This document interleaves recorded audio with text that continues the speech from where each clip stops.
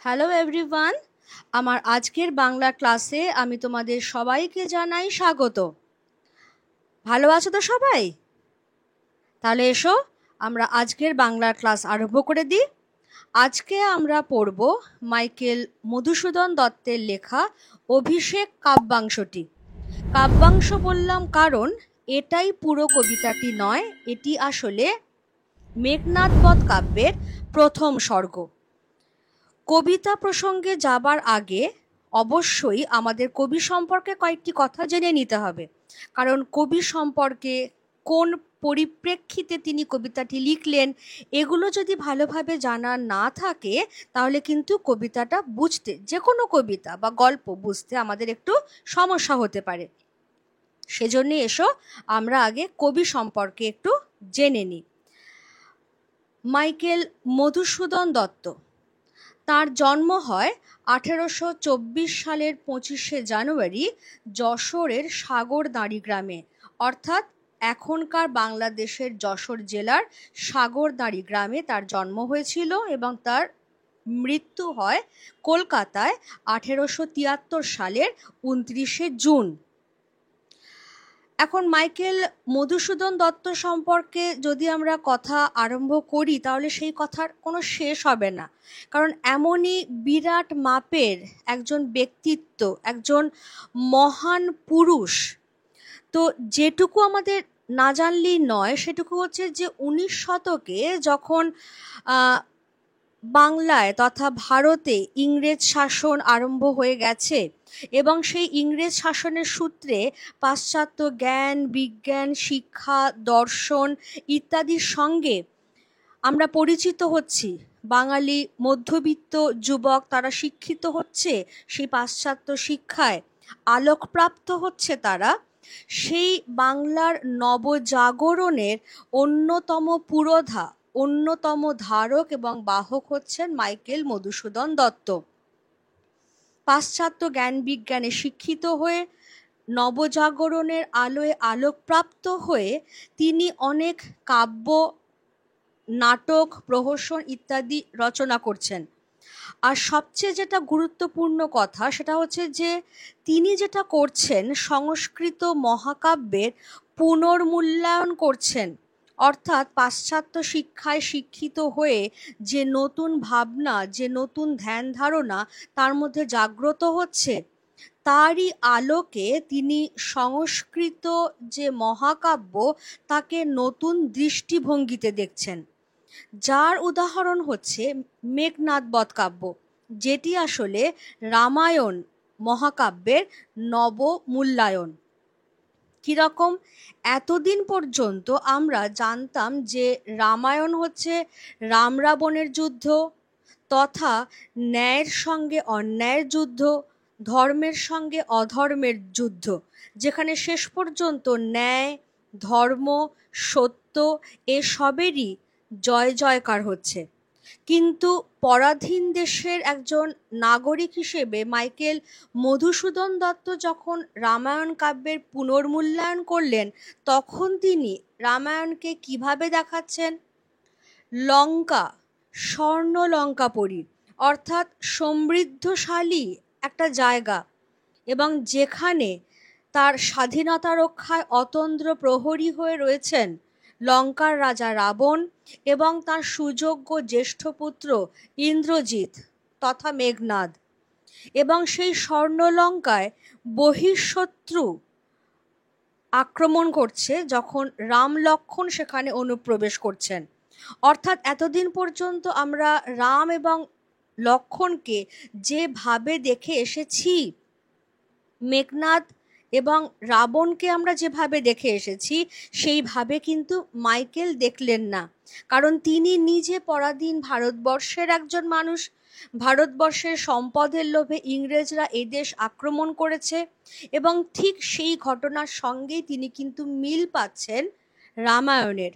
রামায়ণের যে সম্পদ, যে ঐশ্বর্য, সেইখানে অনুপ্রবেশকারী হিসেবে, বৈদেশিক শত্রু হিসেবে রাম লক্ষ্মণের প্রবেশ এবং দেশকে পরাধীনতার হাত থেকে, বিদেশি শত্রুর হাত থেকে বাঁচানোর জন্যই রাবণ এবং মেঘনাদের যে যুদ্ধ, এবং সেই জন্যই তিনি যখন তার প্রিয় বন্ধু রাজনারায়ণ বসুকে চিঠি লিখছেন মাইকেল মধুসূদন, তখন তিনি কিন্তু ইন্দ্রজিৎকে বলছেন মাই ফেভারিট হিরো, এবং এটাও বলছেন it cost me many a tears to kill him. অর্থাৎ মহাকাব্যের কাহিনীটার সত্যতা বজায় রাখতে ডেফিনেটলি ইন্দ্রজিতের মৃত্যু ঘটাতে হচ্ছে তাকে, কিন্তু ইন্দ্রজিতের মতো বীর একজন সেনাপতিকে, বীর একজন স্বাধীনতাকামী মানুষকে মেরে ফেলতে কিন্তু মাইকেলের মনও সায় দিচ্ছে না। তো যাই হোক, এটাই তাহলে সেই রামায়ণের নবমূল্যায়ন, অর্থাৎ অন্যভাবে দেখা, অন্য পয়েন্ট অফ ভিউ থেকে, অন্য দৃষ্টিভঙ্গি থেকে দেখা। সেটা নিয়ে আমরা ডেফিনেটলি আসবো যখন আমরা কবিতার প্রসঙ্গে আরও যাব। তার আগে আমরা আরেকটা ছোট্ট জিনিস একটু আলোচনা করে নিই, সেটা হচ্ছে মাইকেল মধুসূদন দত্ত বাংলায় প্রথম দুটো জিনিস করেছিলেন। এক, অমিত্রাক্ষর ছন্দ প্রবর্তন করেছিলেন, আর দুই, প্রথম সনেট রচনা করেছিলেন। অমিত্রাক্ষর ছন্দ অর্থাৎ যেখানে লাইনে লাইনে কিন্তু মানেটা যে শেষ হয়ে যাবে এমন কোনো কথা নেই। এর আগে পর্যন্ত আমরা যে পয়ার ছন্দ পড়ে অভ্যস্ত ছিলাম বা ত্রিপদী ছন্দ পড়ে অভ্যস্ত ছিলাম, সেখানে একটা লাইনের মানে সেইখানেই শেষ হয়ে যাচ্ছে। কিন্তু অমিত্রাক্ষর ছন্দ যখন আসবে, দেখবে আমি যখন টেক্সট পড়ব তখন কিন্তু একটা লাইন থেকে দ্বিতীয় লাইন, দ্বিতীয় লাইন থেকে তৃতীয় লাইনে ভাব বা অর্থটা কিন্তু প্রবাহিত হতে থাকবে। এই প্রবহমানতা, এটাই হচ্ছে অমিত্রাক্ষর ছন্দের বৈশিষ্ট্য। ধরো দুটো তিনটে লাইন মিলিয়ে একটা অর্থ প্রকাশ করলো, কেমন? আর সনেট আমরা সবাই জানি 14 পংক্তির কবিতা, এবং প্রতিটা পংক্তিতে মাত্রা সংখ্যা থাকে 14। ইউরোপে এটা প্রথম প্রবর্তন করেছিলেন ইতালীয় কবি পেত্রার্ক, এবং তার অনুসরণে বাংলায় প্রথম প্রবর্তন করলেন মাইকেল মধুসূদন দত্ত। এবারে এসো আমরা সরাসরি চলে যাব অভিষেক কাব্য প্রসঙ্গে। অভিষেক কাব্যে তাহলে মূল গ্রন্থ ইতিমধ্যেই আমরা জেনে নিয়েছি, মেঘনাদ বধ কাব্য, তার প্রথম সর্গ। মেঘনাদ বধ কাব্য প্রকাশিত হয় 1861 খ্রিস্টাব্দে। এবারে একটু বলে রাখি যে সম্পূর্ণ মেঘনাদ বধ কাব্যটি মোট 9টি সর্গে বিভক্ত। সর্গ মানে অধ্যায় বা পরিচ্ছেদ। মোট 9টি সর্গে বিভক্ত। প্রতিটি সর্গের আলাদা আলাদা নামকরণ কবিই করেছেন। তার মধ্যে প্রথম সর্গের নামকরণ কবি মাইকেলই করেছিলেন অভিষেক। এবার সেই অভিষেক আমরা পড়তে চলেছি। তার আগে কিছু চরিত্র সম্পর্কে প্রাথমিক পরিচিতি আমরা একটু অবশ্যই নিয়ে নেব। ইন্দ্রজিৎ। ইন্দ্রজিৎ রাবণ ও মন্দোদরীর পুত্র। জন্মগ্রহণের সময় তিনি মেঘ গর্জনের মতো ভয়ঙ্কর শব্দ করে কেঁদেছিলেন বলেই তার অপর নাম মেঘনাদ। আর বীরবাহু। বীরবাহু হচ্ছেন মেঘনাদের অনুজ, রাবণ ও চিত্রাঙ্গদার পুত্র। এই চিত্রাঙ্গদা কিন্তু অর্জুনের সঙ্গে যার বিবাহ হয়েছিল সেই চিত্রাঙ্গদা নন, ইনি অন্য চিত্রাঙ্গদা। কেমন? এবারে অভিষেক কাব্যটা যেখান থেকে তোমাদের পাঠ্য আছে তার আগে কিছুটা ঘটনা ঘটে গেছে। কি ঘটনা ঘটে গেছে সেটা আমি এখানে পূর্ব কথা হিসেবে বলে দিয়েছি। ঘটনাটা ঘটেছে এটাই যে রাম রাবণের যুদ্ধ শুরু হয়ে গেছে, এবং সেই যুদ্ধে ইন্দ্রজিৎ তিনি পরপর দুবার রামচন্দ্রকে পরাস্ত এবং যুদ্ধে তিনি বধ করেছেন। তারপর নিশ্চিন্ত হয়ে লঙ্কার অদূরেই তার একটি প্রমোদ কানন রয়েছে। সেই প্রমোদ কাননে তিনি সস্ত্রীক, ইন্দ্রজিতের স্ত্রীর নাম প্রমীলা, তিনি সস্ত্রীক সেখানে প্রমোদ বিহারে রত হয়েছেন। সঙ্গে তাদের সখা সখী অনুচর সবাই রয়েছেন। এই রকম একটা সময় ইন্দ্রজিৎ যখন লঙ্কার অদূরে তার প্রমোদ কাননে প্রমোদ বিহারে রত, তার প্রাসাদে রয়েছেন তিনি, সেই সময় সেখানে ইন্দ্রজিতের ধাত্রীমাতা বা ধাইমা প্রভাসা রাক্ষসীর ছদ্মবেশে এসে হাজির হচ্ছেন দেবী লক্ষ্মী। কেমন? ক্লিয়ার সবার কাছে? তাহলে ঘটনাটা যেখানে ঘটছে, যেটা দিয়ে আমরা টেক্সটটা শুরু করব, সেটা কিন্তু লঙ্কায় ঘটছে না, লঙ্কার অদূরে ইন্দ্রজিতের যে প্রমোদ কানন, সেই প্রমোদ কাননের প্রাসাদে ঘটছে। আচ্ছা, এবারে আমরা শুরু করছি তাহলে অভিষেক।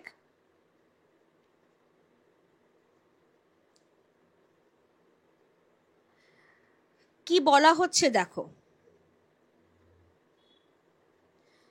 কনক আসন ত্যাজি বীরেন্দ্র কেশরী ইন্দ্রজিৎ প্রণমিয়া ধাত্রীর চরণে কহিলা, কি হেতু মাত গতি তব আজিয়ে ভবনে, কহ দাসে লঙ্কার কুশল। অর্থাৎ যেটা বললাম, ইন্দ্রজিৎ তিনি তখন তার প্রমোদ কাননে, তার প্রাসাদে তার স্ত্রী এবং অন্যান্য অনুচরদের সঙ্গে প্রমোদ বিলাসে রত। আর ঠিক সেই সময় সেখানে দেবী লক্ষ্মী আসছেন। তিনি কিন্তু স্বরূপে আসছেন না, তিনি আসছেন ইন্দ্রজিতের ধাইমা প্রভাসা রাক্ষসীর ছদ্মবেশে। এবার ধাত্রীমাতা প্রভাসাকে দেখে ইন্দ্রজিৎ কনক আসন অর্থাৎ স্বর্ণ সিংহাসন ত্যাগ করে তিনি উঠে দাঁড়াচ্ছেন। ইন্দ্রজিৎ সম্পর্কে মাইকেল মধুসূদন দত্ত অনেকগুলো বিশেষণই ব্যবহার করবেন, সেগুলো আমরা একটু পড়তে পড়তে সার্কেল করতে করতে যাব যে কি কি বিশেষণ ব্যবহার করছেন, সেগুলোর অর্থ তোমরা ডেফিনেটলি একটু পরেই পেয়ে যাবে। তাহলে এরটুকুর মধ্যে এই যে অংশটা কনক আসন থেকে শুরু করে লঙ্কার কুশল, এর মধ্যে আমরা কি পেলাম?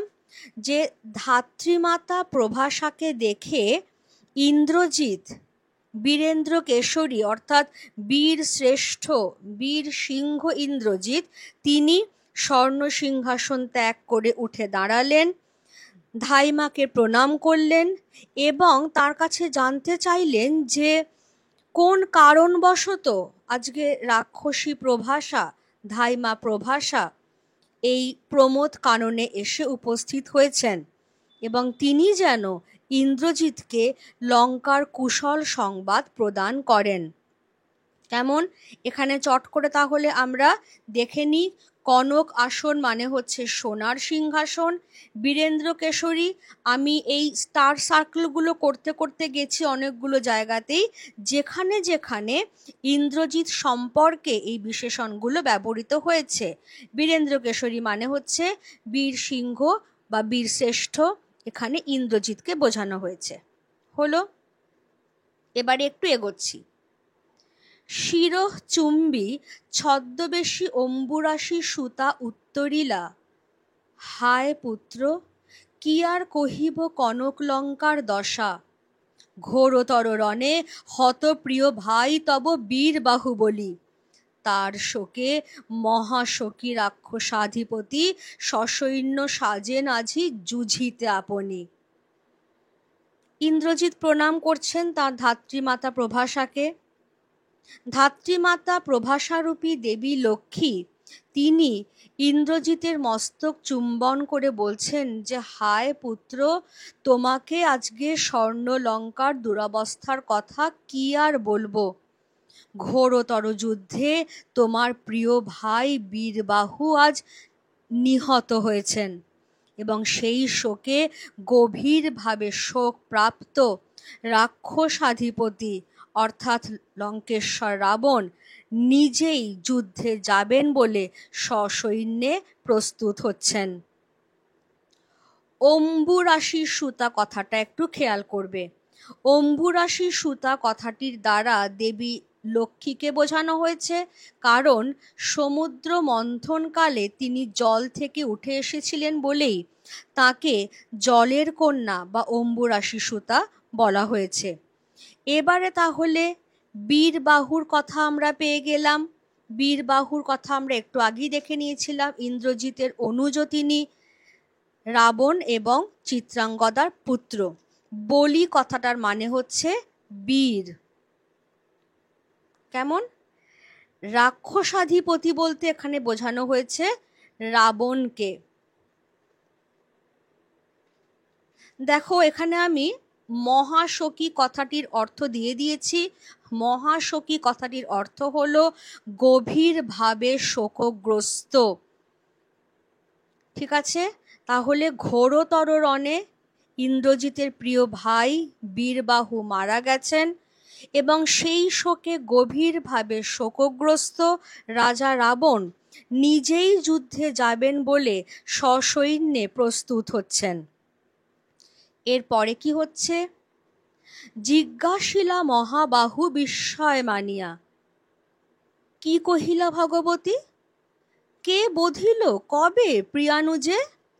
নিশারণে সংহারিনু আমি রঘুবরে, খণ্ড খণ্ড করিয়া কাটিনু বরশি প্রচণ্ড স্বর বৈরী দলে। তবে এ বারতা, এ অদ্ভুত বারতা জননী কোথায় পাইলে তুমি? শীঘ্র কহ দাসে। মহাবাহুটা আমি আবার সার্কেল করে দিলাম, কারণ মহাবাহু কথাটির দ্বারা ইন্দ্রজিৎকে বোঝানো হচ্ছে। মহাবাহু কথাটির অর্থ হলো মহাশক্তিশালী। ধাত্রীমাতা প্রভাসার কথা শুনে ইন্দ্রজিৎ অত্যন্ত বিস্মিত হচ্ছেন। ভগবতী মানে দেবী, অর্থাৎ জননীকে সম্মান করে দেবী বলা হচ্ছে। আর একটা জিনিস একটু খেয়াল করবে, সাধারণভাবে ভগবতী বানানে তয় দীর্ঘী থাকে, কিন্তু এখানে যেহেতু সম্বোধন করে বলা হচ্ছে তাই সংস্কৃত ব্যাকরণের নিয়ম অনুযায়ী তয় রস্বই হয়ে গেল। যাই হোক, আমরা এগোচ্ছি তাহলে। ধাত্রীমাতা প্রভাসার কথা শুনে ইন্দ্রজিৎ অত্যন্ত বিস্মিত হলেন এবং তিনি বললেন যে ইতিপূর্বে আমি রাত্রিকালীন যুদ্ধে দুবার রঘুবর অর্থাৎ রঘুশ্রেষ্ঠ রামচন্দ্রকে পরাস্ত ও নিহত করেছি। সেক্ষেত্রে কে, কবে আমার প্রিয় অনুজ বীরবাহুকে বধ করল? যেখানে রামচন্দ্রই বেঁচে নেই সেখানে বীরবাহুর হত্যার এই অদ্ভুত সংবাদ জননী তুমি কোথায় পেলে? শীঘ্র এই দাসকে বলো। তাহলে একটু খেয়াল করবে, এই যে দাস কথাটার মধ্য দিয়ে বা ধাত্রীমাতাকে দেখেই যে সোনার সিংহাসন ত্যাগ করে উঠে দাঁড়ানো, এই সমস্ত কিছুর মধ্য দিয়ে আসলে ইন্দ্রজিতের যে বিনয়, ইন্দ্রজিতের চরিত্রের জ্যেষ্ঠদের প্রতি যে সম্মান প্রদর্শন, সেই দিকগুলি কিন্তু ফুটে উঠছে। কেমন? তাহলে অদ্ভুত সংবাদ, দেখো এ অদ্ভুত বারতা। বারতা অর্থাৎ বার্তা। কোন বার্তাটাকে ইন্দ্রজিৎ বলছেন অদ্ভুত বার্তা? অর্থাৎ ভয়ঙ্কর যুদ্ধে ইন্দ্রজিতের প্রিয় অনুজ বীরবাহু যে নিহত হয়েছেন সেই সংবাদটাই ইন্দ্রজিতের কাছে অদ্ভুত। কেন অদ্ভুত? কারণ ইতিপূর্বে নিশারণে রাত্রিকালীন যুদ্ধে ইন্দ্রজিৎ নিজে দুবার রামচন্দ্রকে পরাস্ত এবং বধ করেছেন। তাহলে কিভাবে এটা সম্ভব হলো? সেই কারণেই তার কাছে এই সংবাদটা অদ্ভুত সংবাদ। এখানে এসো আমরা মিনিংগুলো দেখে নিই। নিশারণে অর্থাৎ রাত্রিকালীন যুদ্ধে, সংহারিনু মানে বিনাশ করলাম, রঘুবরে রঘুবংশের শ্রেষ্ঠ, রঘুবর মানে হচ্ছে রঘুবংশের শ্রেষ্ঠ, অর্থাৎ এখানে রামচন্দ্রকে বোঝানো হচ্ছে। তিনি বলছেন রাত্রিকালীন যুদ্ধে আমি নিজে রামচন্দ্রকে বধ করেছি এবং প্রচণ্ড স্বর বর্ষণ করে, প্রচণ্ড বাণ নিক্ষেপ করে শত্রু সৈন্যকে খণ্ড খণ্ড করে কেটেছি। তাহলে এই অদ্ভুত সংবাদ, তাহলে বীরবাহু কি করে মারা যেতে পারে? এই অদ্ভুত সংবাদ তুমি কোথায় পেলে জননী? তা শীঘ্র এই দাসকে বলো। অর্থাৎ সম তোমার যে পুত্র, তাকে তুমি শীঘ্র বলো যে কিভাবে এই অদ্ভুত সংবাদ তুমি পেলে। রত্নাকর রত্নোত্তমা ইন্দিরা সুন্দরী উত্তরিলা, হায় পুত্র, মায়াবী মানব সীতাপতি তব স্বরে মরিয়া বাঁচিল। রত্নাকর বলতে বোঝানো হয় সমুদ্রকে, রত্নোত্তমা অর্থাৎ শ্রেষ্ঠ রত্ন। তাহলে সমুদ্রের শ্রেষ্ঠ রত্ন স্বরূপা যে নারী অর্থাৎ ইন্দিরা। ইন্দিরা দেবী লক্ষ্মীর অপর নাম। তাহলে ইন্দিরা সম্পর্কে এখানে কি বিশেষণ ব্যবহার করা হয়েছে?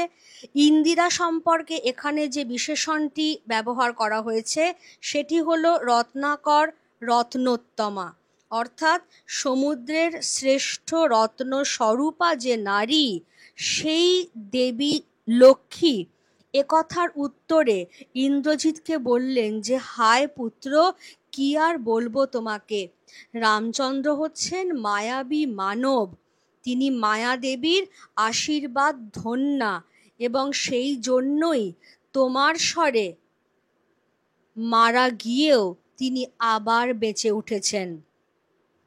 এবার তিনি কি বলছেন? লক্ষ্মী দেবী ইন্দ্রজিৎকে আরো কি বলছেন? যাও তুমি তরা করি, রক্ষ রক্ষ কুল।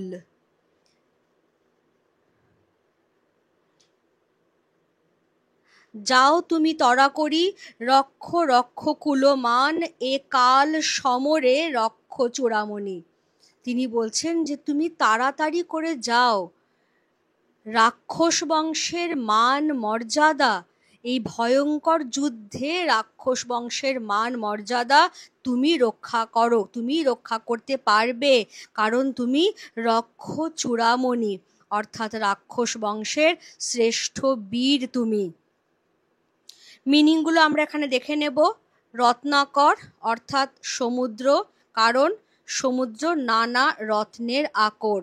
রত্নোত্তমা কথাটার, শুধু রত্নোত্তমা কথাটার মানে হচ্ছে উত্তম রত্ন স্বরূপা যে নারী। এবার রত্নাকর রত্নোত্তমা যেই চলে এলো একসঙ্গে, সমুদ্রের উত্তম রত্ন স্বরূপা যে নারী অর্থাৎ কিনা দেবী লক্ষ্মী। ইন্দিরা দেবী লক্ষ্মীর অপর নাম। রক্ষ মানে রক্ষা করো, রক্ষ কুলমান অর্থাৎ রাক্ষস বংশের মান মর্যাদা। কাল সমর, এই যে কাল সমর কথাটা আমরা পেয়েছি, কাল সমর কথাটার কি মানে? কাল সমর কথাটার মানে হচ্ছে মৃত্যুরূপ ভয়ঙ্কর যে যুদ্ধ। আর এই যে আমি আবার এখানটায় সার্কেল করে দিলাম রক্ষ চূড়ামণি, এখানেও দেখো আমি স্টার সার্কেল করে রয়েছি। রক্ষ চূড়ামণি মানে ইন্দ্রজিৎকে বোঝানো হচ্ছে, কথাটির আক্ষরিক অর্থ হলো রাক্ষস বংশের শ্রেষ্ঠ পুরুষ।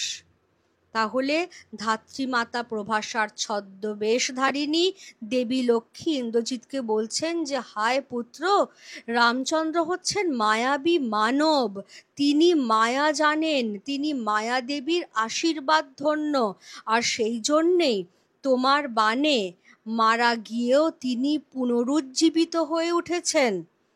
এখন তুমি তাড়াতাড়ি করে যাও, মৃত্যুরূপ এই যে ভয়ঙ্কর যুদ্ধ বেঁধেছে সেই যুদ্ধে রাক্ষস বংশের মান মর্যাদা তুমিই রক্ষা করো, কারণ তুমি রাক্ষস বংশের শ্রেষ্ঠ পুরুষ।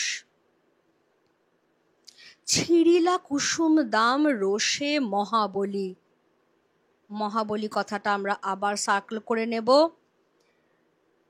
ছিঁড়িলা কুসুম দাম রোষে মহাবলী মেঘনাদ, ফেলাইলা কনক বলয় দূরে, পদতলে পরি শোভিল কুণ্ডল, যথা অশোকের ফুল অশোকের তলে আভাময়।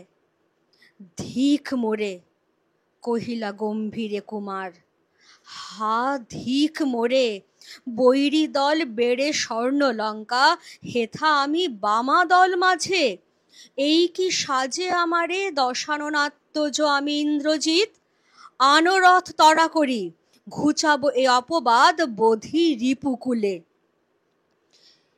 মহাবলী অর্থাৎ অতীব শক্তিধর ইন্দ্রজিৎ যখন এই সমস্ত কথা জানতে পারলেন, তখন মহা ক্রোধে তিনি গলার পুষ্পমালা ছিঁড়ে ফেললেন, হাত থেকে খুলে ফেললেন সোনার বলয়, কর্ণকুণ্ডল ফেলে দিলেন দূরে, সেটা পায়ের কাছে গিয়ে পড়ে রইল আভাময় হয়ে, ঠিক যেন অশোক ফুল অশোক গাছের তলায় দীপ্তিময় হয়ে পড়ে রয়েছে। গম্ভীর কণ্ঠে কুমার ইন্দ্রজিৎ বললেন, নিজেকে বারংবার ধিক্কার দিয়ে তিনি বললেন যে যখন শত্রু সৈন্য স্বর্ণলঙ্কা ঘিরে ফেলেছে, সেই বিপদের সময় আমি কি না নারীদের মাঝখানে প্রমোদ বিলাসে রত হয়েছি? দশানন আত্মজ ইন্দ্রজিতের পক্ষে এই কি শোভা পায়?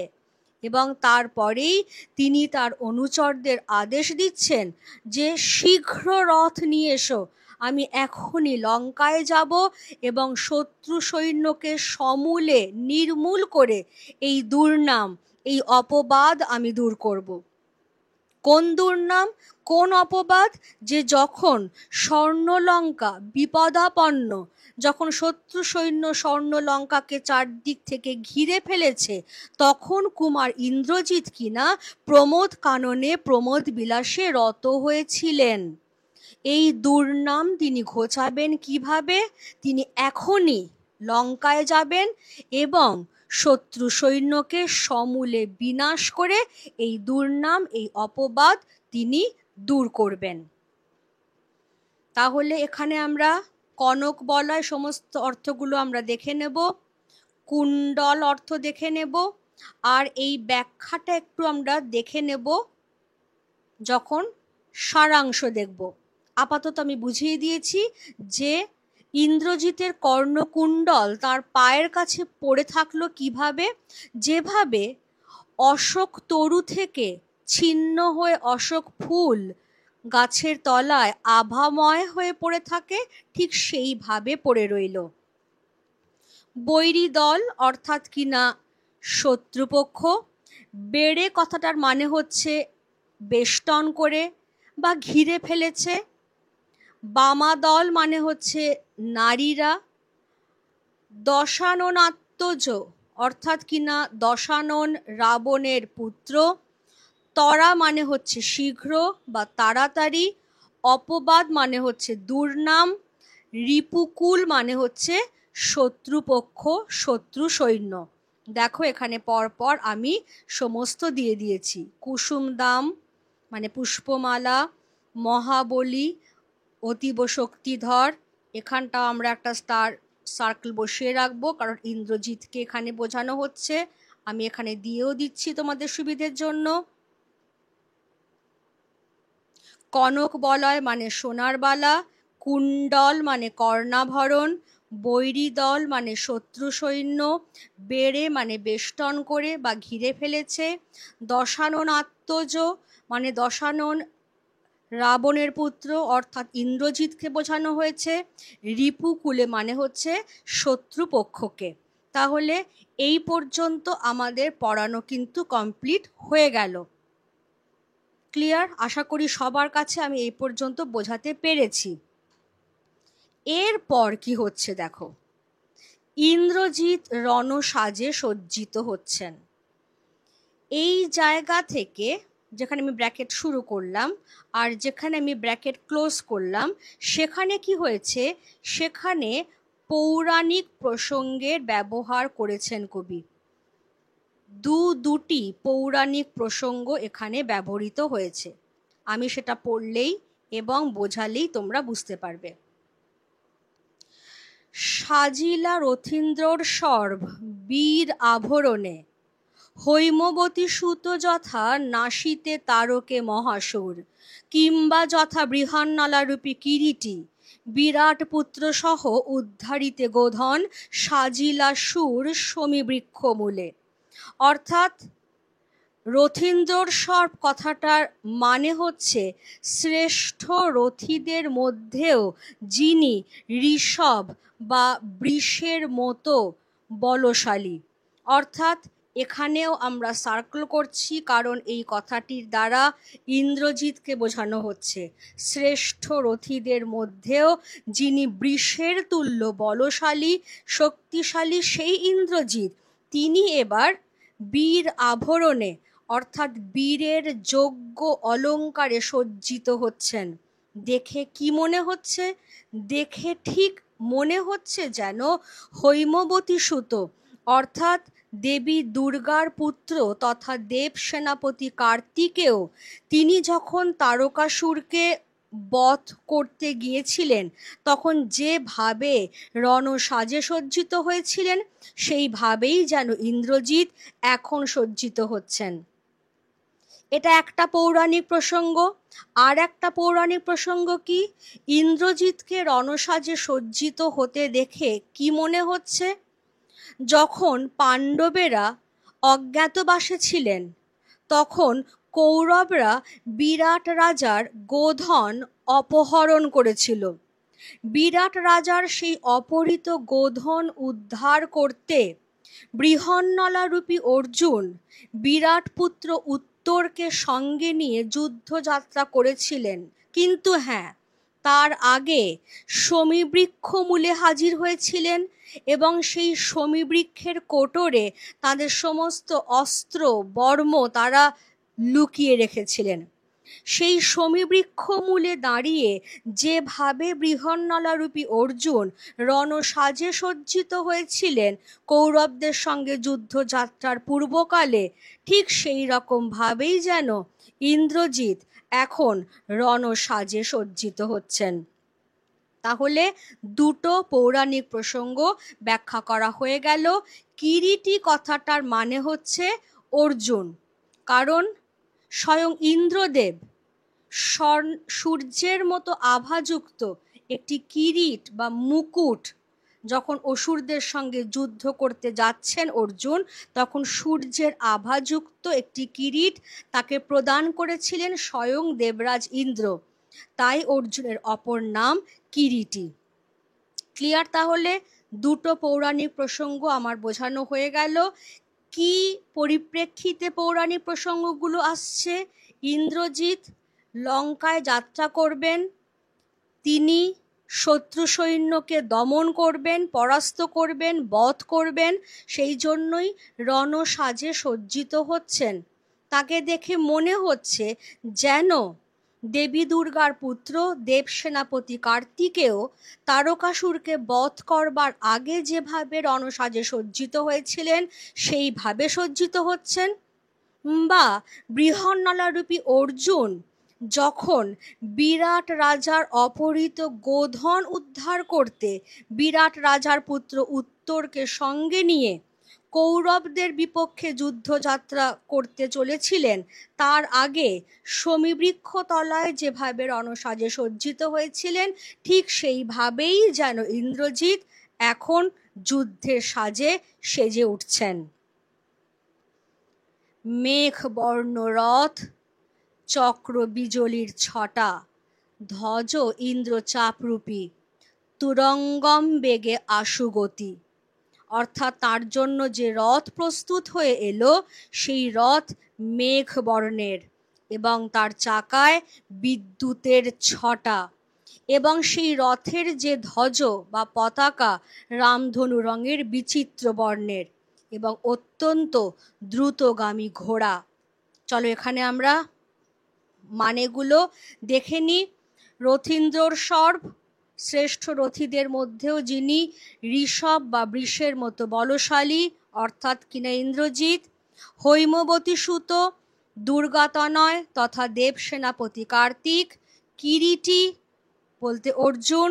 ইন্দ্র চাপরূপী অর্থাৎ রামধনুর মতো বিচিত্র বর্ণের। তুরঙ্গম মানে হচ্ছে ঘোড়া। আশুগতি মানে হচ্ছে দ্রুতগতি, অর্থাৎ ইন্দ্রজিতের জন্য রথ প্রস্তুত। রথে চড়ে বীর চূড়ামণি বীরদর্পে, হেন কালে প্রমীলা সুন্দরী, ধরি পতি করযুগ, হায় রে জ্যামতি। হেমলতা আলিঙ্গয়ে তরু কুলেশ্বরে, কহিলা কাঁদিয়া ধরি, কোথা প্রাণ সখে রাখি এ দাসীরে, কহ চলিলা আপনি। কেমনে ধরিবে প্রাণ তোমার বিরহে এ অভাগী। হায় নাথ গহন কাননে ব্রততী বাঁধিলে সাধে করি পদ, যদি তার রঙ্গরসে মনোহ না দিয়া মাতঙ্গ যায় চলি, তবু তারে রাখে পদাশ্রয়ে যূথনাথ। তবে কেন তুমি গুণনিধি ত্যাজ কিঙ্করীরে আজি। বীর দর্পে ইন্দ্রজিৎ সেই রথে চড়লেন। রথ চলবার উপক্রমকালেই সেখানে এসে হাজির হলেন ইন্দ্রজিৎ পত্নী সুন্দরী প্রমীলা। স্বামীর দুটি হাত জড়িয়ে ধরলেন তিনি। কেমন ভাবে? ঠিক যেভাবে স্বর্ণলতা বৃহৎ বৃক্ষ বা বনস্পতিকে আলিঙ্গন করে রাখে, জড়িয়ে ধরে রাখে, ঠিক সেইভাবে প্রমীলাও স্বামীর দুটি হাত জড়িয়ে ধরে কাতর কণ্ঠে কাঁদতে কাঁদতে বললেন, এই অভাগীকে ফেলে রেখে তুমি কোথায় চলেছ প্রাণনাথ? তোমার বিহনে আমি কেমন করে জীবিত থাকব? তিনি উপমা দিচ্ছেন যে গভীর অরণ্যে যদি হাতির পায়ে লতা জড়িয়ে যায়, হাতি তার রঙ্গরসে মন দেয় না, কিন্তু তাও তার পায়ে সেই লতাকে সে জড়িয়ে নিয়ে যায়, তাকে ছেড়ে ফেলে রেখে যায় না। তাহলে কেন হে গুণনিধি, গুণনিধি বলতে নানা গুণের আধার ইন্দ্রজিৎকেই বোঝাচ্ছেন প্রমীলা, তাহলে কেন ইন্দ্রজিৎ আজ এই দাসীকে পরিত্যাগ করে চলে যাচ্ছেন?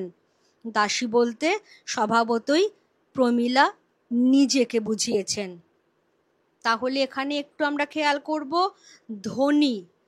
ধনী কথাটার মানে হচ্ছে সুন্দরী, অর্থাৎ এখানেও সাধারণ বানানে ধ দন্তের নয় দীর্ঘী, এখানে কিন্তু আমরা বড়লোক বোঝাচ্ছি না, সুন্দরী বোঝাচ্ছি। কিন্তু নয় রশ্মি কেন হচ্ছে না, যেহেতু সম্বোধনে। দাসী, দেখবে এখানে আমরা কিঙ্করী বলেও একটা শব্দ পাবো। কিঙ্করী কথাটার মানেই হচ্ছে দাসী। এবং এই যে বলা হচ্ছে যে ব্রততী, ব্রততী মানে হচ্ছে লতা, অর্থাৎ গহন অরণ্যে যদি হাতির পায়ে লতা জড়িয়েও যায়, হাতি কিন্তু তার রঙ্গরসে মন দেয় না, কিন্তু হাতির পায়ে সেই লতাকে সে জড়িয়ে নিয়ে চলে, তাকে ফেলে রেখে যায় না, তার আশ্রয়ে রাখে।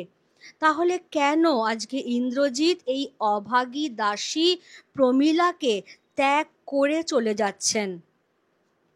আমরা তাহলে এখানে একটুখানি অর্থগুলো দেখে নেব। প্রমীলা অর্থাৎ ইন্দ্রজিতের পত্নী, তরুকুলেশ্বর মানে বনস্পতি, বৃহৎ বৃক্ষ, বড় গাছ।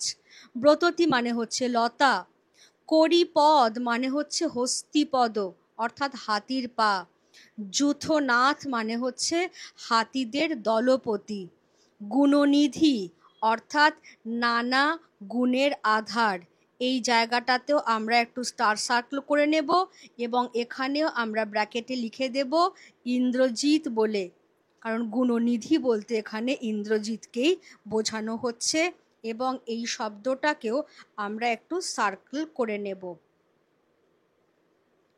কিঙ্করীরে কথার মানে আমি এইমাত্র বললাম, দাসীকে। তাহলে প্রমীলা কাতর কণ্ঠে ইন্দ্রজিতের হাত দুটো জড়িয়ে ধরে তাকে না যাবার জন্য অনুরোধ করছেন, বা গেলেও তাকে সঙ্গে নিয়ে যাবার জন্য অনুরোধ করছেন। এর উত্তরে মেঘনাদ কি বলছেন? হাসি উত্তরিলা মেঘনাদ, ইন্দ্রজিতে জিতি তুমি সতী, বেঁধেছ যে দৃঢ় বাঁধে, কে পারে খুলিতে সে বাঁধে।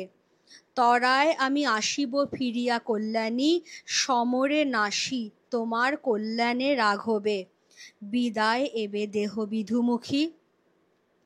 ইন্দ্রজিৎ তাহলে বলছেন, মৃদু হেসে ইন্দ্রজিৎ বলছেন যে মেঘনাথকে প্রণয়ে জয় করে তুমি যে দৃঢ় বন্ধনে আবদ্ধ করেছ, কার সাধ্য সেই বন্ধন মোচন করে? তুমি চিন্তা করো না, তোমার কল্যাণে আমি রাঘবকে, রামচন্দ্রকে শীঘ্রই বধ করে আবার তোমার কাছেই ফিরে আসব। এবার আমাকে বিদায় দাও হে বিধুমুখী। বিধুমুখী কথাটার মানে হচ্ছে চাঁদের মতো সুন্দর মুখ যে নারীর। এখানেও খেয়াল করো, বিধুমুখী তুমি যখন শুধু শব্দটা লিখবে তখন ক্ষয় দীর্ঘই দেবে, কিন্তু এখানে ক্ষয় রস্যই হচ্ছে, কারণ সম্বোধন করা হচ্ছে বলে। তাহলে ইন্দ্রজিৎ প্রমীলাকে বিধুমুখী বলে সম্বোধন করে তার কাছে বিদায় চাইছেন, আজ্ঞা চাইছেন তার কাছে লঙ্কায় যাবার জন্য। এই প্রতিশ্রুতি দিয়ে আজ্ঞা চাইছেন যে তিনি শীঘ্রই রামচন্দ্রকে বধ করে আবার প্রমীলার কাছে ফিরে আসবেন। কারণ প্রমীলা ইন্দ্রজিৎকে যে প্রণয় বন্ধনে আবদ্ধ করেছেন, কারোর সাধ্য নেই সেই বন্ধন মোচন করবে। কাজেই প্রমীলা মিছেই ভয় পাচ্ছেন। এখানে আমরা শুধু একটাই মানে দেখে নেব, সেটা হচ্ছে বিধুমুখী। সম্বোধনে আমি লিখেই দিয়েছি, চাঁদের মতো সুন্দর মুখ যে নারীর। এরপরে কি হচ্ছে? উঠিল পবন পথে ঘোরতর রবের অথবর, হৈম পাখা বিস্তারিয়া যেন উড়িলা মৈনাক শৈল অম্বর উজলি। অর্থাৎ ভয়ঙ্কর শব্দে রথ উড়ে চলল আকাশে। ঠিক মনে হলো যেন সোনার ডানা বিস্তার করে আকাশ আলো করে মৈনাক পর্বত উড়ে চলেছেন।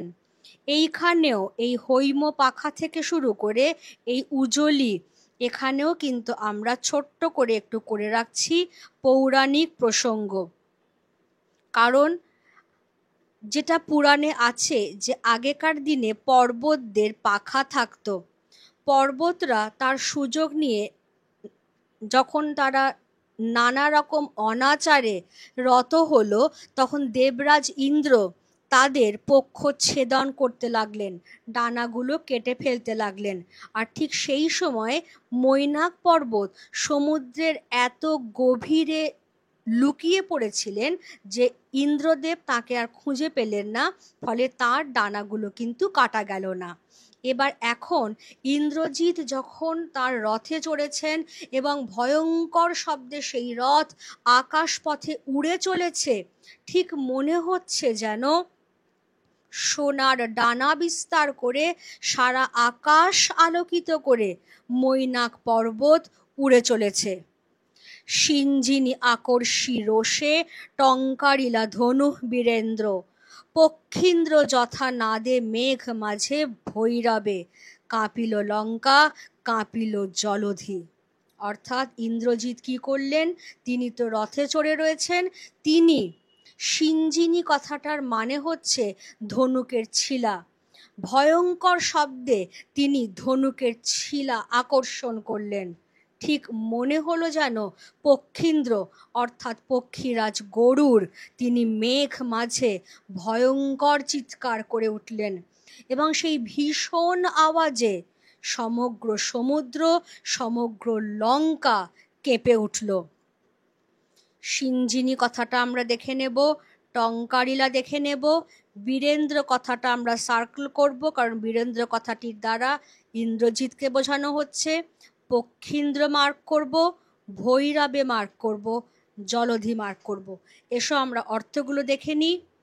হৈম পাখা সোনার ডানা, সিঞ্জিনী ধনুকের ছিলা, টঙ্কারিলা ধনুকের ছিলার শব্দ করলেন। সাধারণত টঙ্কার কথাটার মানে হচ্ছে ধনুকের ছিলার যে শব্দ, এখানে টঙ্কারিলা মানে হচ্ছে ধনুকের ছিলার আওয়াজ করলেন। বীরেন্দ্র, বীরেন্দ্র এখানে আমরা স্টার সার্কেল করব। বীরেন্দ্র অর্থাৎ বীর শ্রেষ্ঠ, অর্থাৎ ইন্দ্রজিৎকে বোঝানো হচ্ছে। পক্ষীন্দ্র কথাটার মানে হচ্ছে পক্ষীরাজ গরুড়। কেমন? ইন্দ্রজিৎ তাহলে এবার রথে চড়ে লঙ্কা অভিমুখে গমন করেছেন। এবং এই যে প্রচণ্ড শব্দে তিনি টঙ্কার দিলেন, ধনুকের ছিলার আওয়াজ করলেন, তাতে সমগ্র জলধি বা সমুদ্র এবং সমগ্র লঙ্কা কেঁপে উঠল। এবার তাহলে কবি বলছেন লঙ্কায় ঠিক সেই সময় কি চলছে। সাজিছে রাবণ রাজা বীর মদে মাতি, বাজিছে রণবাজনা, গরজিছে গজ রেশে অশ্ব, হুঙ্কারিছে পদাতিক রথী, উড়িছে কৌশিক ধ্বজ, উঠিছে আকাশে কাঞ্চন কঞ্চুক বিভা, হেন কালে তথা দ্রুতগতি উতরিলা মেঘনাথ রথী। লঙ্কায় তখন কি করছে? লঙ্কায় তখন বীর দর্পে বীর গর্বে মত্ত হয়ে রাবণ রাজা যুদ্ধের সাজে সজ্জিত হচ্ছেন। চারিদিকে যুদ্ধের বাজনা বাজছে, হাতি গর্জন করছে, অশ্ব রেশাধ্বনি করছে এবং পদাতিক রথী তথা চতুরঙ্গ বাহিনী তারা হুঙ্কার দিচ্ছে। আকাশে উড়ছে রথগুলির যে রেশমি বর্ণের ধ্বজ বা পতাকা এবং সৈন্যদের গায়ের যে স্বর্ণ বর্মের দীপ্তি আকাশে যেন ঝলসে উঠছে। গরজিছে গজ, গজ মানে হাতি, হাতি গর্জন করছে।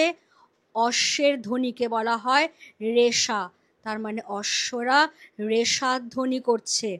পদাতিক বলো, রথী বলো, চতুরঙ্গ বাহিনী তারা সবাই হুঙ্কার দিচ্ছে। কৌশিক ধ্বজ মানে হচ্ছে রেশমি বর্ণের পতাকা। আমরা সবাই জানি যে আগেকার দিনে রথের প্রত্যেকটা রথের মাথায় একটা করে ধ্বজ বা পতাকা থাকতো। এখানে সেই রেশমি বর্ণের পতাকা উড়ছে এবং আকাশে ঝলসে উঠছে কাঞ্চন কঞ্চুক বিভা। কাঞ্চন মানে সোনা, কঞ্চুক মানে বর্ম, অর্থাৎ সৈন্যদের পরিহিত যে স্বর্ণ বর্মের দীপ্তি আকাশে ঝলসে উঠছে। ঠিক সেই রকম সময় সেখানে দ্রুতগতির রথে এসে পৌঁছলেন মেঘনাদ রথী। কেমন? এসো আমরা মিনিং দেখে নিই। বীর মদে, বীর গর্বে মত্ত হয়ে রাবণ রাজা যুদ্ধ সাজে সাজছেন। কৌশিক ধ্বজ, রেশমি বস্ত্রের পতাকা, কাঞ্চন কঞ্চুক বিভা, স্বর্ণবর্মের দীপ্তি। এবারে কি হচ্ছে? তাহলে দ্রুতগামী রথে চড়ে সেই সময় সেইখানে এসে হাজির হচ্ছেন রাবণের সুযোগ্য জ্যেষ্ঠ পুত্র ইন্দ্রজিৎ। নাদিলা করবুর দল হেরি বীর বরে মহাগর্বে, নমিপুত্র পিতার চরণে করজোড়ে কহিলা, হে রক্ষ কুলপতি, শুনেছি মরিয়া নাকি বাঁচিয়াছে পুনরাঘব, এ মায়া পিত বুঝিতে না পারি, কিন্তু অনুমতি দেহ সমূলে নির্মূল করিব পামরে আজি, ঘোর সরানলে করি ভস্য, বায়ু অস্ত্রে উড়াইব তারে, নতুবা বাঁধিয়া আনি দিব রাজপদে। ইন্দ্রজিৎকে সেই সময় রথে সেইখানে অবতরণ করতে দেখে রাক্ষস সৈন্যরা তারা সোল্লাসে গর্জন করে উঠল। তাদের মধ্যে নতুনভাবে যুদ্ধের যে উদ্যম জেগে উঠল। ইন্দ্রজিৎ রথ থেকে তিনি রথ থেকে অবতরণ করলেন, রথ থেকে নামলেন এবং তার পিতার চরণে প্রণাম জানিয়ে তিনি জিজ্ঞাসা করলেন, তার পিতাকে তিনি কি বলছেন? রক্ষ কুলপতি, অর্থাৎ রাক্ষস কুলের তিনিই হচ্ছেন পতি বা প্রভু। তিনি জিজ্ঞাসা করছেন যে হে রক্ষ কুলপতি, আমি শুনলাম রাঘব নাকি মারা গিয়েও আবার বেঁচে উঠেছেন। আমি তো এ মায়ার কিছুই বুঝে উঠতে পারছি না, কিন্তু হ্যাঁ, আপনি যদি আমাকে অনুমতি দেন তাহলে আমি আজকে সমূলে ওই পামরকে, ওই পাপিষ্ঠকে বিনাশ করব। ঘোর স্বর বর্ষণ করে তাকে আমি পুড়িয়ে ছাই করে দেব, তারপর বায়ু অস্ত্রে সেই ছাই উড়িয়ে দেব। আর তা নয় তো, যদি অনুমতি করেন তাহলে তাকে আপনার চরণে রাজবন্দি বানিয়ে এনে ফেলব। এখানে খেয়াল করে নেব আমরা মানেগুলো। সেটা হচ্ছে করবুর দল, বীরবরে। বীরবরে কথাটা আমরা আবার সার্কেল করছি, কারণ বীরবর কথাটির দ্বারা আমরা এখানে ইন্দ্রজিৎকে বোঝাচ্ছি। এবং এই যে বলা হচ্ছে শরানলে, অর্থাৎ স্বরের আগুনে, বাণের আগুনে আমি সেই পামর অর্থাৎ কিনা পাপিষ্ঠ, আমি সেই পাপিষ্ঠ রামচন্দ্রকে ভস্ম করে দেব। তারপর বায়ু অস্ত্রে তাকে, সেই ভস্মকে উড়িয়ে দেব। বা আপনি যদি চান তাহলে রাজবন্দি বানিয়ে তাকে আপনার চরণে এনে ফেলব। এই যে দেখো, নতুবা বাঁধিয়া আনি দিব রাজপদে। তাহলে এখানে আমরা একটাই মানে দেখে নেব, করবুর দল মানে হচ্ছে রাক্ষস সৈন্য। ইন্দ্রজিতের এই কথায় রাবণের প্রতিক্রিয়াটা কি হলো? আলিঙ্গি কুমারে চুম্বি শির মৃদুস্বরে উত্তর করিলা তবে স্বর্ণ লঙ্কাপতি। রাক্ষস কুল শেখর তুমি বৎস, তুমি রাক্ষস কুল ভরসা। এ কাল সমরে নাহি চাহে প্রাণ মম পাঠাইতে তোমা বারংবার। রাক্ষস কুল শেখর কথাটা আমরা সার্কেল করে নিচ্ছি, রাক্ষস কুল ভরসা কথাটাও আমরা সার্কেল করে নিচ্ছি, কারণ এই দুটো কথার দ্বারা ইন্দ্রজিৎকেই বোঝানো হচ্ছে। তাহলে ইন্দ্রজিৎ যখন রাবণের চরণে প্রণাম জানাচ্ছেন, তখন রাবণ তার প্রাণ প্রিয় জ্যেষ্ঠ পুত্রকে আলিঙ্গন করছেন। দেখো, আলিঙ্গি কুমারে, এবং তার মস্তক চুম্বন করে মৃদু স্বরে তিনি বলছেন যে তুমি হচ্ছ রাক্ষস কুলের শিরভূষণ, তুমি রাক্ষস কুলের বল ভরসা। কিন্তু তোমাকে এই ভয়ঙ্কর মৃত্যুরূপ যে যুদ্ধ, তাতে বারবার পাঠাতে আমার মন সায় দেয় না। হায় বিধি বাম মম প্রতি। কে কবে শুনেছে পুত্র ভাসে শিলা জলে? কে কবে শুনেছে লোক মরি পুন বাঁচে? রাবণ বলছেন, মৃত্যুরূপ ভয়ঙ্কর এই যুদ্ধে প্রাণপ্রিয় জ্যেষ্ঠ পুত্র মেঘনাদকে বারবার পাঠাতে পিতার মন সায় দেয় না। কিন্তু আজকে বিধাতাও যেন তাঁর প্রতি বিরূপ। বিধি বাম মম প্রতি, বিধি মানে বিধাতা, বাম মানে হচ্ছে বিরূপ।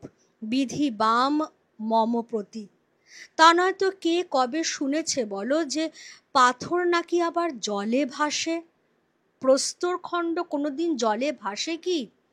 তেমনি কোনোদিন মৃত মানুষ কি পুনর্জীবিত হয়?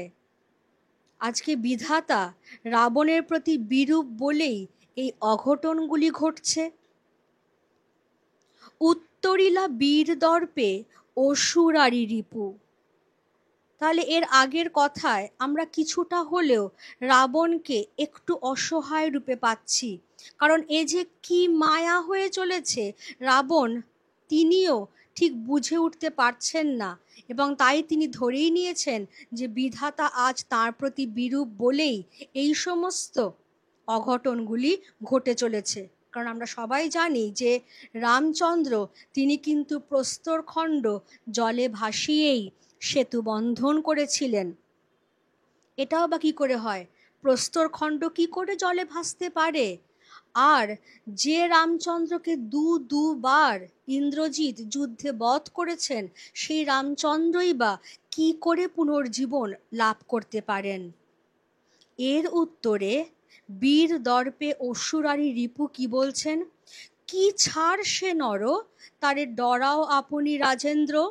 থাকিতে দাস যদি যাও রণে, তুমি এ কলঙ্ক পিত ঘুষিবে জগতে।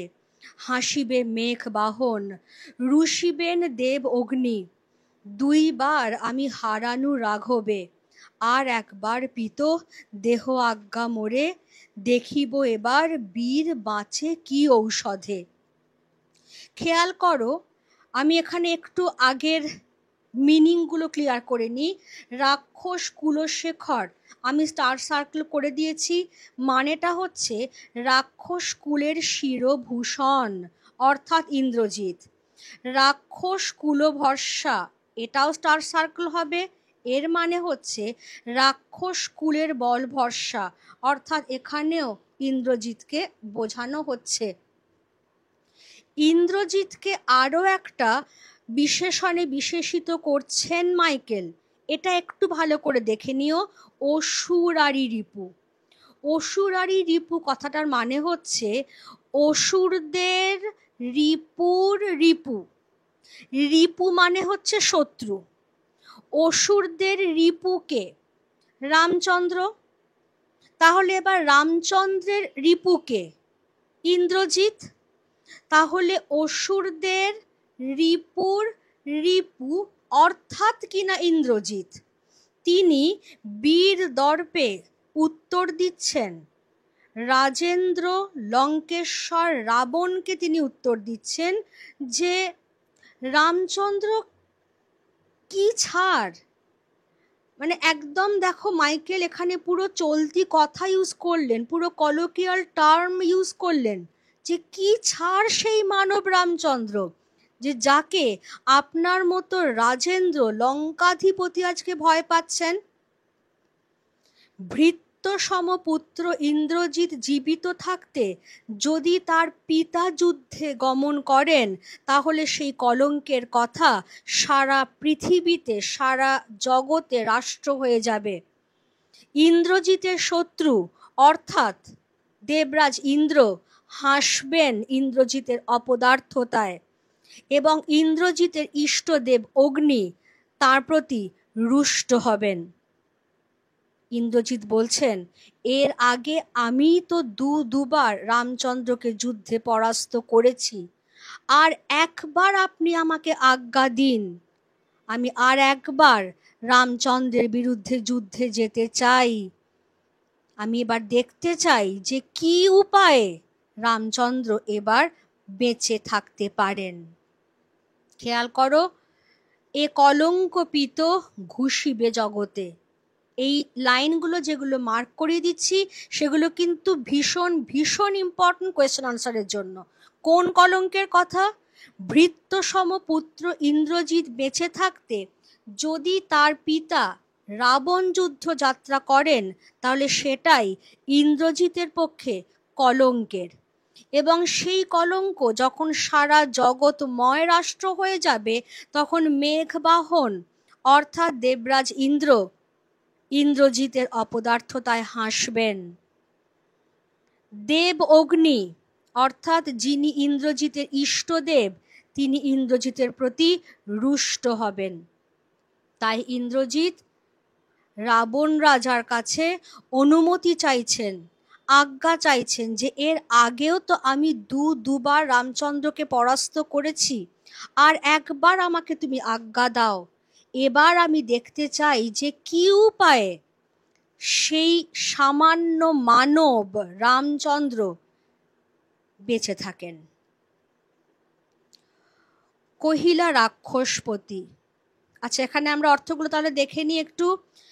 মেঘবাহন অর্থাৎ দেবরাজ ইন্দ্র, ইষ্টদেবে ইন্দ্রজিতের ইষ্টদেব অগ্নি।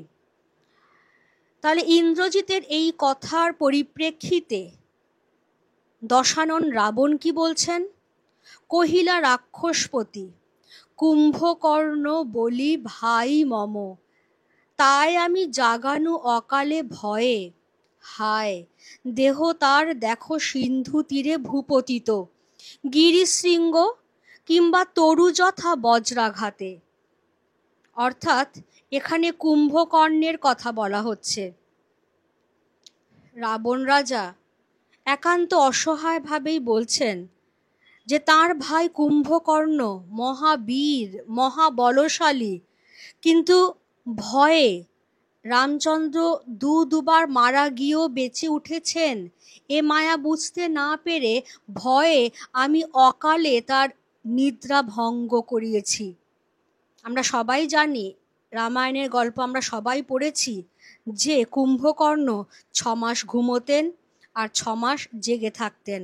ফলে যে সময়টায় তার ঘুমোবার কথা, সেই অকালেই রাবণ বাধ্য হয়ে তার নিদ্রা ভঙ্গ করিয়ে তাকে যুদ্ধে পাঠিয়েছিলেন।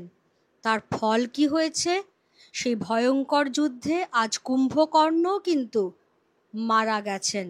সমুদ্রের তীরে তার বিরাট দেহখানি পড়ে রয়েছে, যেন গিরিশৃঙ্গ পড়ে রয়েছে, বা বজ্রাঘাতে বিশাল তরু, বিশাল বড় গাছ যেরকম বজ্রাঘাতে ভূপতিত হয়ে পড়ে থাকে, সেই রকম ভাবে তার বিরাট দেহখানি আজকে সমুদ্র তীরে ভূপতিত হয়ে রয়েছে।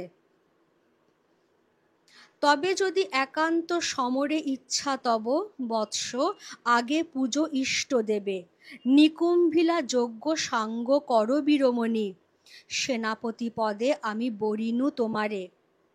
দেখো অস্তাচলগামী দীননাথ এবে, প্রভাতে যুঝিও বৎস রাঘবের সাথে। এতেক কহিয়া রাজা যথাবিধি লয়ে, গঙ্গোদক অভিষেক করিলা কুমারে। তাহলে কুম্ভকর্ণের অকাল মৃত্যুর কথাও রাবণ ইন্দ্রজিৎকে বললেন। তারপরে বললেন যে এর পরেও তোমার যদি রামচন্দ্রের সঙ্গে একান্ত যুদ্ধযাত্রা করতে ইচ্ছা হয়, তাহলে সবার আগে তুমি ইষ্টদেবের পুজো করো। ইষ্টদেব অর্থাৎ অগ্নিদেব। তুমি নিকুম্ভিলা যজ্ঞ সাঙ্গ করো। এই নিকুম্ভিলা যজ্ঞের প্রসঙ্গটা একটু বলে রাখি।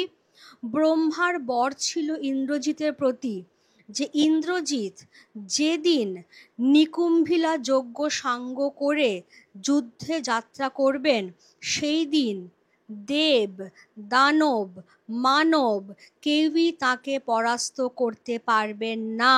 ইন্দ্রজিৎ অমর হয়ে যাবেন। এই বরের কথা ঠিক 3 জন জানতেন: ইন্দ্রজিৎ স্বয়ং, তার পিতা রাজা রাবণ এবং তার পিতৃব্য বিভীষণ।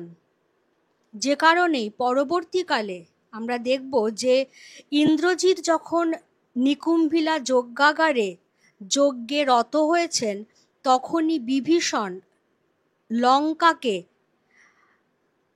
লুকিয়ে লক্ষ্মণকে কৌশলে সেই যজ্ঞাগারে প্রবেশ করিয়েছেন, এবং লক্ষ্মণ নিরস্ত্র ইন্দ্রজিৎকে সেইখানেই বধ করেছেন, যাতে ইন্দ্রজিৎ নিকুম্ভিলা যজ্ঞ সমাপ্ত করতে না পারেন।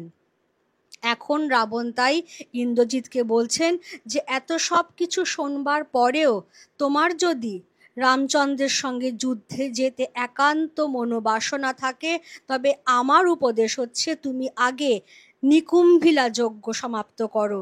তুমি আগে তোমার ইষ্টদেব অগ্নির পূজা সমাপন করো। বীরমণি বলতে এখানে আবার ইন্দ্রজিৎকেই বোঝানো হচ্ছে। এবং রাবণ কি করছেন? তিনি সেনাপতি পদে ইন্দ্রজিৎকে বরণ করে নিচ্ছেন এবং তাকে স্মরণ করে নিচ্ছেন ক্ষত্রিয় যুদ্ধরীতি। ক্ষত্রিয় যুদ্ধনীতি কি বলে? যে সন্ধ্যা হয়ে গেলে সেদিনকার জন্য কিন্তু যুদ্ধ বন্ধ থাকবে। তাই তিনি ইন্দ্রজিৎকে বললেন যে দেখো, সূর্য অস্তাচলে যেতে বসেছে, ফলে আজকে আর যুদ্ধ হবে না। তুমি কাল সকালবেলায় রামচন্দ্রের সঙ্গে যুদ্ধ যাত্রা করো, তার আগে অতি অবশ্যই নিকুম্ভিলা যজ্ঞ সাঙ্গ করে নাও। এই কথা বলে রাজা রাবণ যথাবিহিত নিয়ম মতে গঙ্গা জল দিয়ে তিনি সেনাপতি পদে কুমার ইন্দ্রজিতের অভিষেক সম্পন্ন করলেন। অভিষেক কথাটার মানে হচ্ছে নতুন পদে বরণ করে নেওয়া। কেমন? এখানে তাহলে আমরা অর্থগুলো দেখে নেব। দীননাথ মানে সূর্য, গঙ্গোদক অর্থাৎ গঙ্গা জল, অভিষেক নতুন পদে বরণ করা। এই পর্যন্তই তোমাদের পাঠ্য অংশ আছে।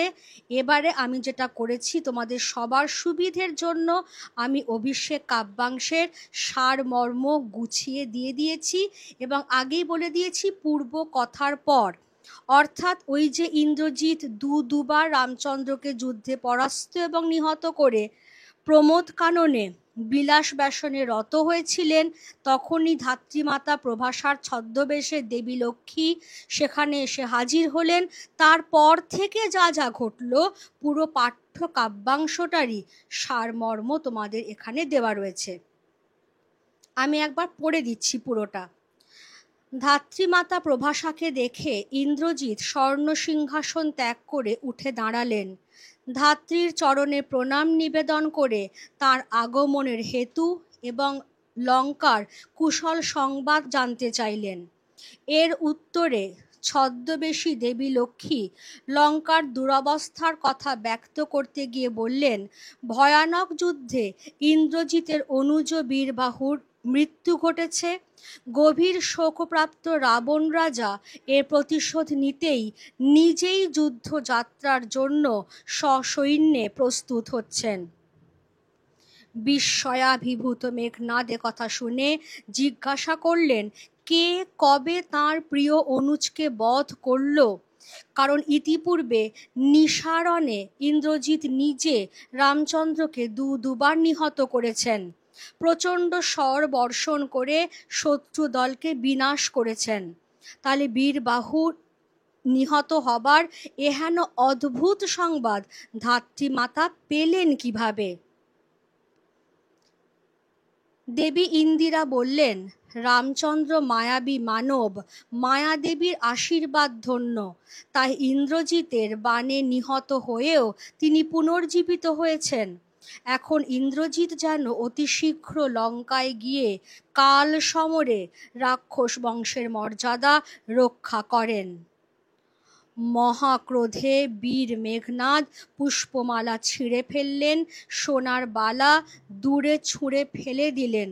কর্ণকুণ্ডল পায়ের কাছে পড়ে রইল, ঠিক যেমনভাবে অশোক ফুল অশোক তরুর তলায় দীপ্তিময় হয়ে পড়ে থাকে। নিজেকে বারংবার ধিক্কার জানিয়ে ইন্দ্রজিৎ গম্ভীর স্বরে বললেন, শত্রুপক্ষ যখন স্বর্ণলঙ্কা ঘিরে ফেলেছে তখন তিনি কিনা নারীদের মাঝে প্রমোদ বিহারে রত? রাবণপুত্র মেঘনাদকে তা সাজে না।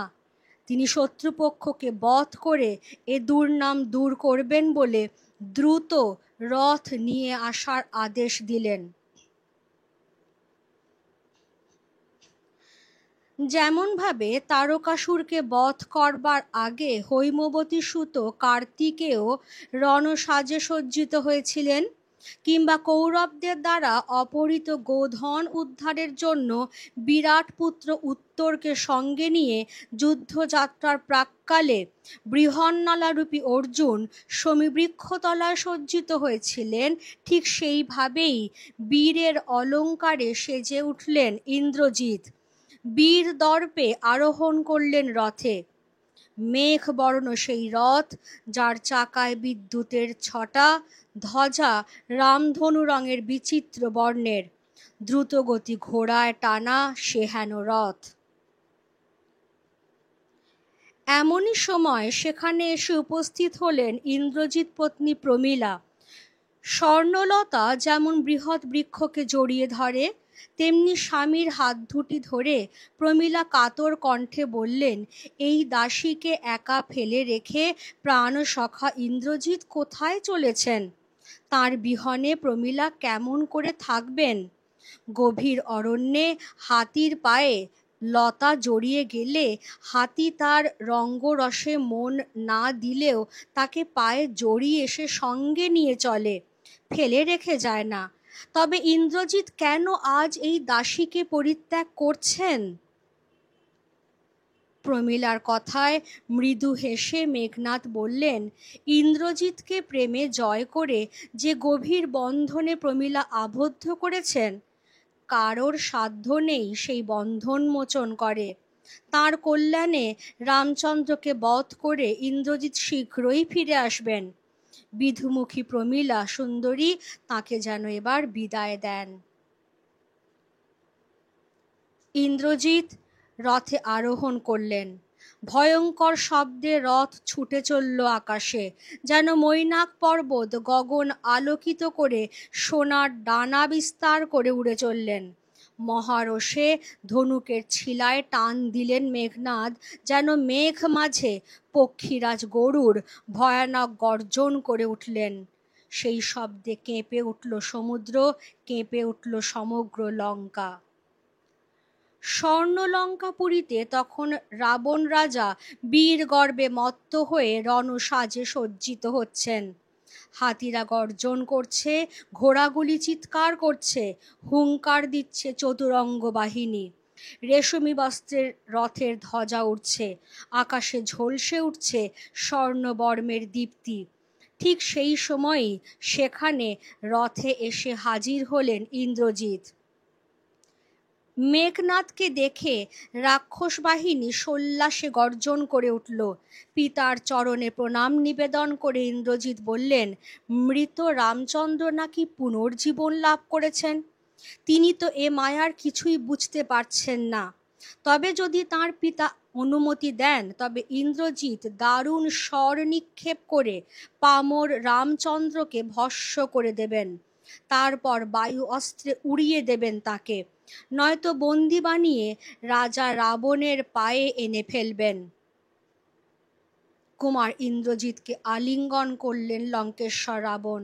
তারপর তার মস্তক চুম্বন করে বললেন, ইন্দ্রজিৎ রাক্ষস কুলের শিরভূষণ, রাক্ষস কুলের বল ভরসা। তাকে বারংবার এই কাল সমরে পাঠাতে লঙ্কাধিপতির মন সায় দেয় না। কিন্তু বিধি যে তার প্রতি বিরূপ, নইলে শিলা কখনো জলে ভাসে না, মৃত মানবও পুনর্জীবন লাভ করে না।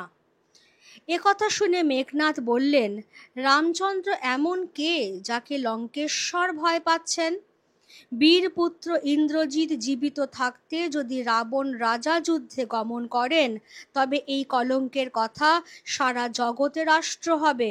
দেবরাজ ইন্দ্র মেঘনাদের অযোগ্যতায় হাসবেন, রুষ্ট হবেন ইষ্ট দেবতা অগ্নি। ইন্দ্রজিৎ এর আগে দুবার রঘুবরকে যুদ্ধে পরাস্ত করেছেন।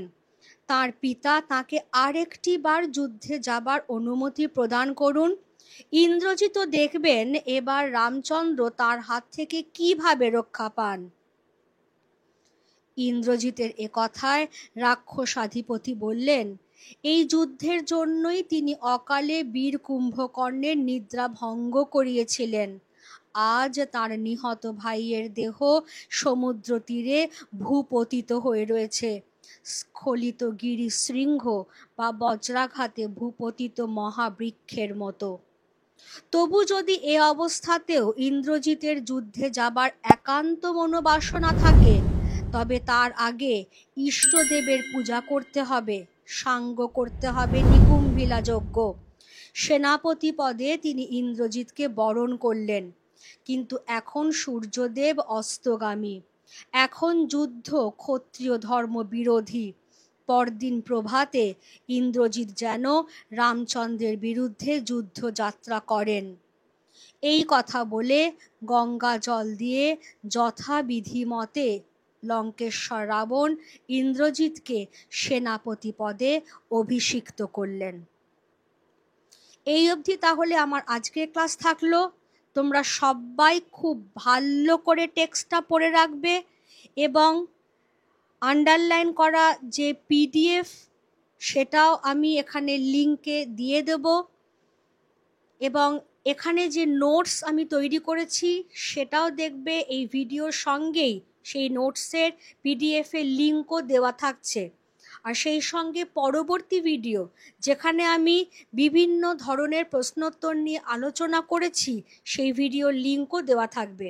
কাজেই পুরো ভিডিওটা তোমরা মন দিয়ে দেখবে, যাতে কোন কোন জায়গাগুলো আন্ডারলাইন করা হয়েছে সেগুলো থেকেই কিন্তু প্রশ্ন আসবে। সারমর্মটা খুব ভালো করে পড়বে এবং ডেসক্রিপশন পার্টে গিয়ে আন্ডারলাইন করা পিডিএফের লিঙ্ক, নোটসের লিঙ্ক এবং পরবর্তী ভিডিওর লিঙ্কে ক্লিক করবে যাতে তোমরা সেগুলো পেয়ে যাও। কেমন? চ্যানেলটি অতি অবশ্যই সাবস্ক্রাইব করে রাখবে যাতে পরপর যেরকম ভিডিওগুলো বেরোচ্ছে সেগুলো তোমাদের কাছে পৌঁছে যায়, তোমাদের পড়াটার মধ্যেও যাতে একটা ধারাবাহিকতা বজায় থাকে।